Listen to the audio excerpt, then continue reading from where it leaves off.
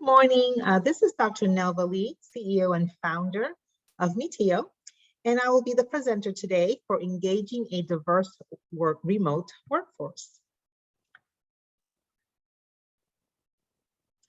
What will we achieve today? We will achieve a better understanding of your diverse group of workers. We'll find out why groups from different continents differ in their approach to different tasks, how to engage with millennials, boomers, and everyone in between. We'll figure out tools to use to engage your diverse workforce and how different cultures are challenged by technology. And you'll discover the joys of a diverse workforce. As mentioned, I'm Dr. Nelva Lee, CEO and founder of Meteo Inc. I'm a native from Panama. I speak Spanish fluently and French conversationally. I have over 30 years of healthcare experience and have worked in various medical settings. I've also worked as a professor for over 20 years as an adjunct for both graduate and undergraduate students courses. I have a PhD in healthcare administration. And a little bit about my personal life. I have been married for 22 years to Donnie Lee Sr. We have 3 children, including an adopted daughter from Puerto Rico. She's 12, and we have 2 boys, one 21 and a 13-year-old. And just a little bit extra of myself. I just completed my first Ironman last year. So here are some of the problems that we'll solve today. Do you routinely conduct video-based meetings with a team from across the globe and or time zones? Does your team routinely get into communication jams due to cultural differences? Are there major generational gaps between your team members resulting in stalemates? And is everyone tired of video conferences but can't think of an alternative solution? So we will tackle these one by one. Problem number 1, do you routinely conduct video-based meetings with a team from across the globe and or time zones? We have found that in order to really understand your team members, especially if they are global, international in nature, that you really need to dig deep into what makes each of these cultures tick, basically. And so one of the things that we have found is that you need to have a representative sample of each population. So for example, if you're working with a team from China or a team from Germany, you need to be able to have enough basically of that team to be able to, for that team, those team members to feel comfortable enough to voice their communication styles and their cultural styles. So critical mass is important, especially if you're dealing with team members from the US. You want a critical mass of genders, critical mass of race and ethnicities. But when you have that critical mass, then you need to give them a voice. So it's not just enough to invite them to the party, but you have to invite them to have a seat at the table and allowing them to have a voice in your organization. And that's the first step, is to be able to communicate properly with these diverse group members. So one of the tools that we recommend to be able to facilitate that communication and to really dig deep into what might be causing some challenges with merging those groups is to make sure that you do a pre and post assessment prior to implementing cultural training organization-wide. And so the pre-assessment obviously is to find out what gaps there are in your organization and to really find out what are the challenges that your specific organization is experiencing. But then once you have that cultural training, then you have a post-assessment to see did everyone learn what they needed to learn and are they implementing those changes. Problem number 2 is, does your team routinely get into communication jams due to their cultural differences? So with Meteo, we provide cultural mapping training. And what that does is that it allows for your different team members to really dig deep and to find out the different changes and the different communication styles and the different ways to approach each culture, depending on where they're coming from. So for example, does your team member come from a low context or high context culture, right? Are they very specific, or are they very contextual, general in their context? Does your team hail from a hierarchical or an egalitarian culture? That makes a huge difference in how they view the boss, how they view their team members, and those underneath them. Are decisions generally made top down or by consensus? So you'll be surprised, just because a culture is hierarchical does not mean that they are top down. They could be a consensus generating decision-making culture. Is feedback given directly or wrapped in positives? For instance, Americans are known for their direct talk and being very direct. But when it comes to feedback, especially in the workforce, in the working area, we always are taught to wrap it in positives, a couple of positives, and then you wrap up the negative. But most cultures do not do that, especially cultures from the European cultures do not do that. Whereas Asian cultures might have a lot of positives wrapped in their negative feedback, and you won't even realize that they're giving negative feedback. So a lot of these culture mapping is essential to understanding the different cultures, especially if you're dealing with a diverse group. Lastly, are strategies implemented with little or much discussion? So again, in America, we love to make decisions with very little information, whereas other cultures, much discussion has to take place before a decision is made. So we provide you with this culture mapping training so that you know every single area of the globe, what their makeup is, why it is. Usually it's from historical, it has a historical backing or background as to why they do the things that they do and how they approach decision-making strategies, how they approach communication. So we believe that some of the tools to unlock communication jams between cultures is to have that training, the culture mapping training. Again, the pre and post exam or assessment allows for the team members to really see their growth post the culture mapping training. And also focus groups are important. So again, remember we talked about earlier the importance of giving each group a voice. Oftentimes they'll feel much more comfortable providing that if they're in a focus group where they are bouncing off each other's ideas. So a focus group is usually added in addition to the pre and post assessments. So problem number 3, are there major generational gaps between your team members resulting in stalemates?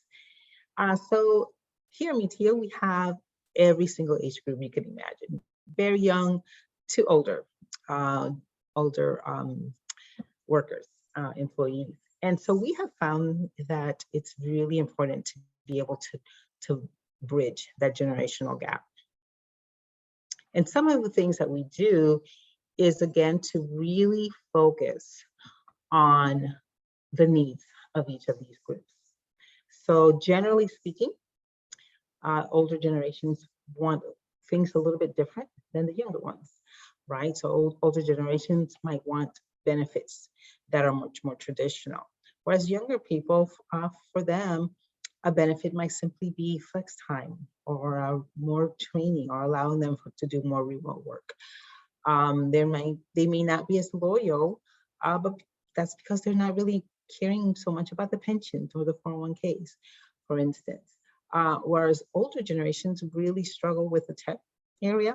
And so providing them with more technology and training might be helpful. So really understanding the makeup of your team and then encouraging them to respect each other. That's really important. So clear communication with your groups, implementing benefit plans that meet the needs of both of those groups, provide continued training for both that meets their needs. So tech training for the older, maybe leadership training for the younger team. Again, flex time, younger people really see that as a benefit. And then requires both groups to learn from each other and appreciate the strengths of each other. Problem number 4, is everyone tired of video conferences but can't think of an alternative solution? Obviously, through 2020, Zoom was king, right? Or other formats, Microsoft Teams, etc. But it's important to be able to have some alternative solutions to team building. So here's some outside of the box ideas for remote workers. So we definitely believe that you should encourage remote workers to work in quasi offices. So if you're working from home, it doesn't always have to be at home. So they can take their laptop to, say, Starbucks. It's still not in the office, but they still have some sense of community. There's other office alternatives as well. Some people say UPS stores, sometimes they have a little office area, etc. Cater to the individual. When you're working with remote workers, you can do things that cater specifically to individuals that you can't necessarily do when everyone's in the office.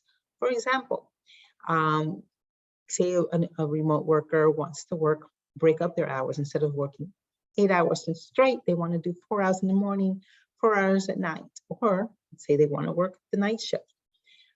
Or say they want to work just a few hours in the middle of the day and the rest at night. Or maybe 3 days straight, they do 12-hour shifts and then they take 2 days off. Be flexible and allow for that individual to have some autonomy. And that really does help with thinking outside the box and giving them some more flexibility, agency. And lastly, incorporate quarterly or annual face-to-face meetings. So even if you're working 100% remotely, find ways to have face-to-face meetings, whether it's a team building exercise or where you're giving out awards. Just find a way to have that face-to-face to build community. So some of the tools that we mentioned already ensure that everyone is heard and respected within your organization. Regularly conduct anonymous surveys. So we encourage them to be anonymous so that people are open, right, and honest about what's really going on, because you really want the data to be able to attack the issues. And train specifically for diversity and inclusion. So again, the culture mapping training that we've talked about it's an excellent first step. So here are some of the joys of having a diverse workforce. For starters, whenever you have a diverse workforce, it inspires creativity due to the varied perspectives. It improves strategic planning and decision making. So once you get past those barriers of communication, you understand where people are coming from, you'll be surprised as to how better your strategic planning and decision making becomes. It supports innovation. Again, that creativity, the juices flow when different ideas and different perspectives come into play. Improves product development. It fosters empathy whenever you're dealing with another ethnicity, another culture. You become more compassionate for the struggles and the different viewpoints of that culture. It improves cultural awareness. Can't be alongside another culture without being aware, much more aware of what their challenges are.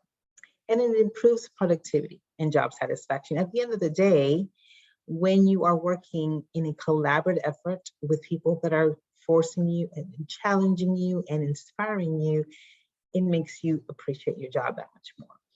And some statistics, companies that are diverse have 2.3 times higher cash flow than their peers. They have 43.1% higher revenue and 35% more likely to outperform their peers. So there's definitely joys and benefits in having a diverse workforce. So what are some of the next steps that we would like to discuss today? So first of all, we want you to start off by having a pre-assessment on your diverse workforce. If you don't have a diverse workforce, we can help you with that as well. But the first thing that you need to do is to see where you're at. You can improve if you don't know where you started. Step 2 is to train your diverse workforce. Again, we have a culture mapping training that we do and a generational gaps training that's included with that. Very, very important to really understand the different cultures and the different ethnicities within your organization. The focus groups really drills down specifically to your unique organization. Maybe you have a team from Shanghai and a team from Denmark, and we will specifically address those challenges that you're having that are dealing with those different culture makeups within your organization. Definitely, you want to perform a post-assessment after the training and implementation, because you want to see whether or not it was effective. And lastly, you want to do continuous surveys to ensure challenges are addressed quickly. Obviously, your makeup, the makeup of your group will change over time, and you want to have a continuous, your finger on the pulse, if you will, to ensure that no challenges or hiccups arise that you're not aware of. So I'd like to kind of open it up at this time for any questions. If anyone has any desires to really move forward with our culture mapping training or pre and post assessments that we do, feel free to contact us. Here's our contact information. Our website, consulting.meteo.org. Our consulting services is listed there. We have a few webinars posted there. You can also look up our booking and discovery call to kind of go over your specific challenges of your organization where it comes, concerning diversity. And you can also see a list of our 50 consultants that we have on our team. So thank you so much for your time.